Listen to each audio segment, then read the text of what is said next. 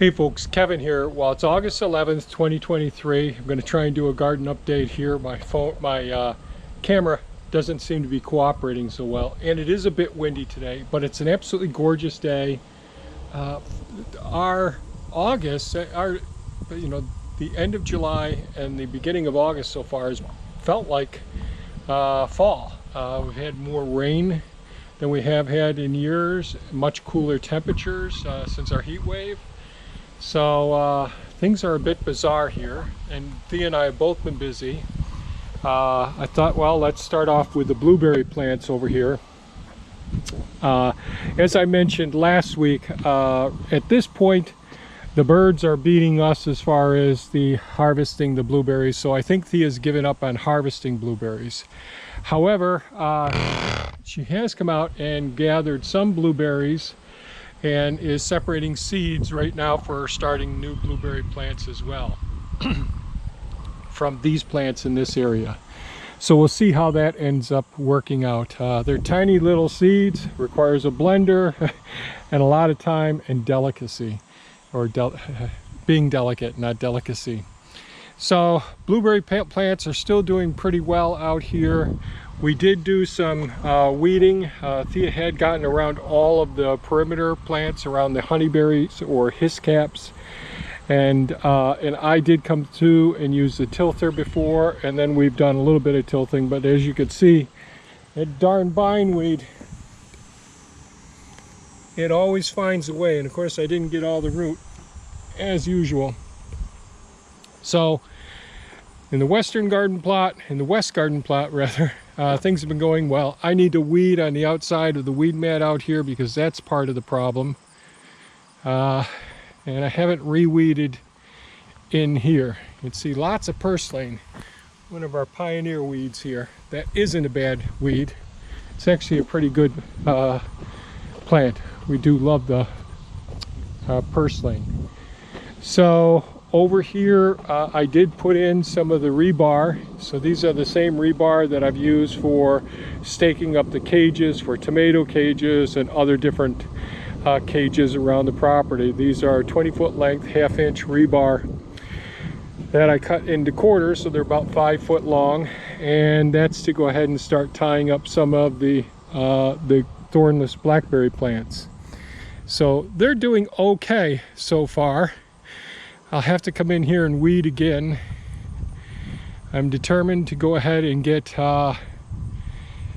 the weed fabric down at some point in time, hopefully before winter comes. But right now, Thea and I have both been real busy with all of the things going on here in the property. I was all morning this morning, it's almost noon, on the computer with the used book sales and all, which really does eat up a lot of time. So let's take a walk over to the central garden and see how things are going over there. I've spent a lot of time with Pepe doing lots of pruning up front in the second and third food forest lots, and along the roadway with the spruce trees, and using Mini-Me with a grapple to take all of the trimmings and create a big hugelkultur, or fill a big hugelkultur pit. So things have been a bit crazy. Oh, and I'll try and post a video.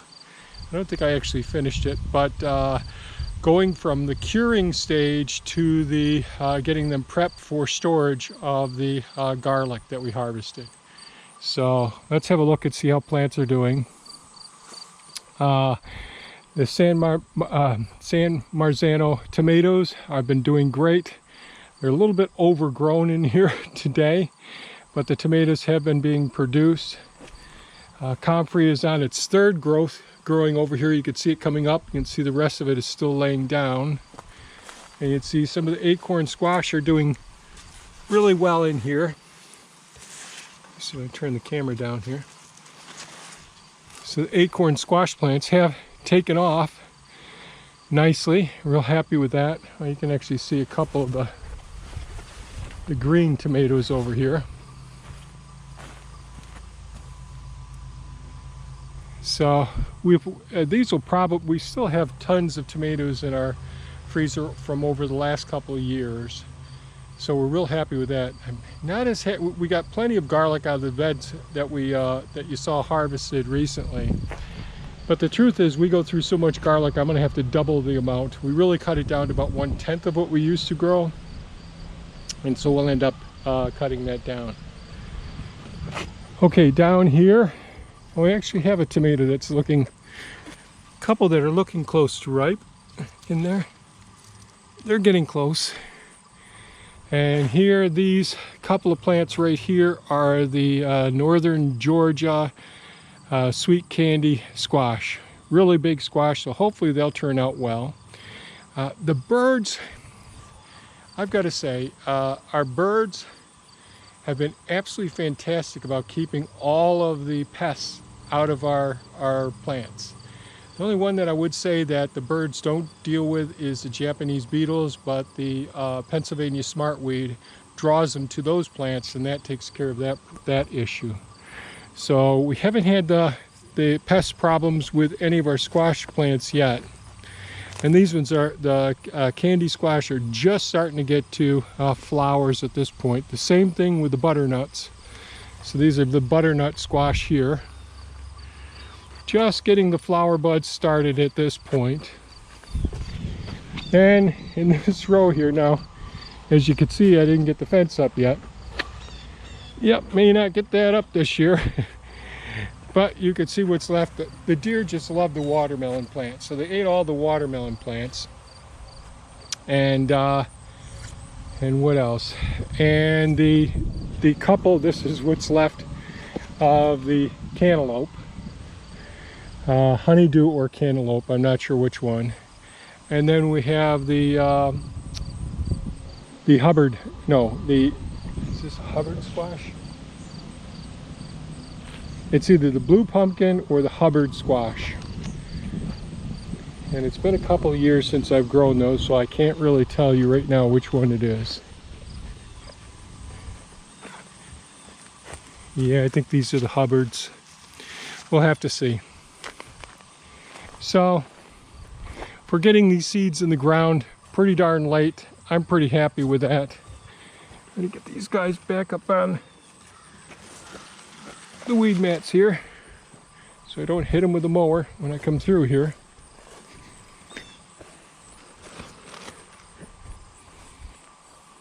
Oh, I was watching what it's called Tim's World now. It's previously Tim's Permaculture and Tim's Homestead, because he's involved in more than just permaculture and all, but he's been doing a lot of work, spending more time in the gardens and the permaculture site there. So Tim, keep up the good work. Thea and I really enjoy watching your videos.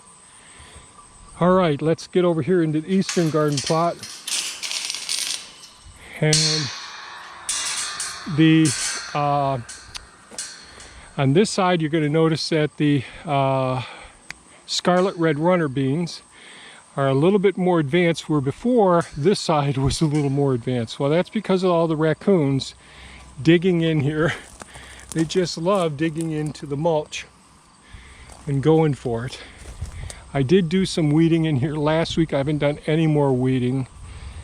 Quite a joy watching all of the hummingbirds flying in and out of here, and the butterflies as well. The clover in the paths is coming back and doing pretty well. Got pretty high there for a while, and I weed whacked it down. Pretty happy with that. This is where the garlic was planted previously. This is the soybean and the winter rye in here. I planted it really densely. A little bit too densely, probably. Then we have the 2 red raspberry rows right here. I did some weeding previously, but I haven't done any this week. Thea went ahead and planted up a couple more of our red raspberry plants in here where the voids were. So they're doing pretty good considering all factors. So red raspberry plants doing well. The cover crop over there is doing well. And then we have the cover crop here where we took the shallots out. And our shallots are really small this year. And as, oh, sorry with the camera here, you can see there's shade in here.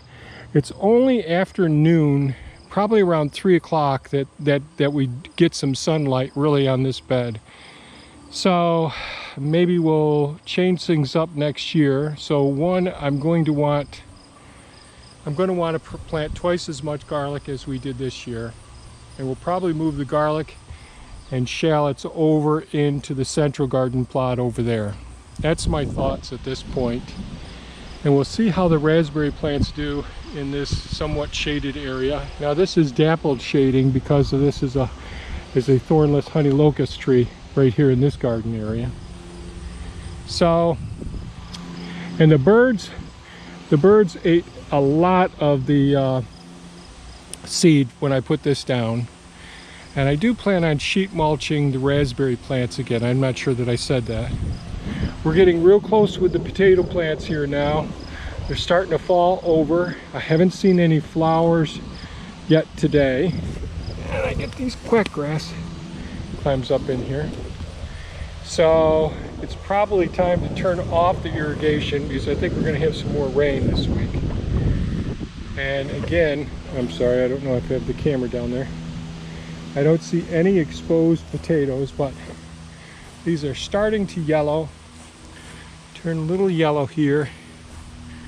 So it's getting real close time to dig up some potatoes and see what we've got. So again, the russet potatoes, these were shallots. This is the cover crop. 2 raspberry beds, red raspberry plants, the old garlic bed, our raccoons playing with our scarlet red runner beans, little angels. Now come over in our sweet potato patch here. They're doing great. There are some quack grasses in. I did pull some of the weeds out last week. I haven't done anything in here this week, but there's always weeds. Always weeds. So all I can do is gripe and moan about it and do a little bit of weeding. And our black-eyed Susans should try and save some of the seeds from those this year maybe. So, oh, there's a pokeweed there. These buggers really do put down the big roots. We don't want those. That's a baby root. Those things can get absolutely humongous. Another tomato. Another tomato. And the grass. So, need to do a little bit more weeding over here. Thea did come through and weed the strawberry bed here. So she got the strawberry plants to get some sun exposure. They're completely engulfed by the weeds before. Dang it, Kevin. Get that root. There we go. And volunteer honey locust tree there. And a couple of Thea's flowers are doing okay. A couple of foxglove. And not sure what's what. We'll have to see what her label says. The honeyberries are doing pretty well still. No significant changes with the trees. So we've learned a lot by doing growing the trees from small saplings into and overwintering them. We know enough not to leave them overwintered in buckets, and we've learned the hard way. But otherwise, the so this is swamp. All this and this are swamp white oak. That's just a couple of white oak down there. Here we have our chestnuts over here and a volunteer honey locust over there. The kale. Thea keeps harvesting the kale for us, and a couple more honey locust trees in here. A couple more honey locusts in here as well. And this all started from seed this year, each one of these honey locusts. These are the English oak trees here. English oaks. And the English oaks, for the most part, that I transplanted up front this spring have done very, very well. No changes with the herb garden there. You can see the sage has already dropped its seed, so we won't be saving the seed now. The thyme probably has dropped the seed as well. They finished their flowering a while ago. Lavender, that's already been harvested. So the herb garden doing okay over here. Let's go up front to the front garden bed. Try to show you everything. All in all, considering how little time I've spent in the gardens, I really can't complain. I hope everyone else's gardens are doing okay. It can be a challenge. And I think with Tim's World, I don't think he's having as many issues with the marmorated stink bugs. He has gone ahead and not just planted the root crops, but he's also gone ahead and started planting like tomato plants, and I can't remember what else now, but he's been doing pretty well with the plants without this marmorated stink bugs bugging him too much. Here we are in the front garden plot. Everything's quieting down here. Irises have all flowered and all. Oregano's going to seed now. The thyme has already gone to seed in here. The hostas, there's a couple of them still flowering, and you can see we still have some volunteer honey locust trees. We'll pull those out this fall. No changes with the fiddlehead ferns. All of the hostas have established their roots, so I think that next year they will do just fantastic based on how they're looking at this point. So the goal now is keeping them weeded, and you can see because we have all the maple trees around here, lots and lots of baby maples here, and our honey locust ones. So the Japanese maples looking pretty good. For getting transplanted in here this season, I gotta say they're doing okay. Now hopefully we don't get any big heavy snows this winter till these guys get their main stem branches established well. So that's it with our garden update today. Just wanted to run around here quickly. I think the wind was okay for the audio in this video. And I'm really interested in hearing how you folks are doing with your gardens. Please leave a comment about how your gardens are doing. I think even if it's a small little thing, you know, I always look forward to everybody's gardening updates. I want to believe always gives me a heads up on how things are going. So that's awesome. I love hearing how everybody's gardens are doing, or what your plans are for next season. That's why I'm sort of talking about it as I go through the gardens. So enough of me jibber jabbering. It's almost lunchtime. I'm going to try and get a little more done, then head back out and get some more pruning done today. Thanks so much for watching. Stay safe and take good care of yourselves. Bye-bye now.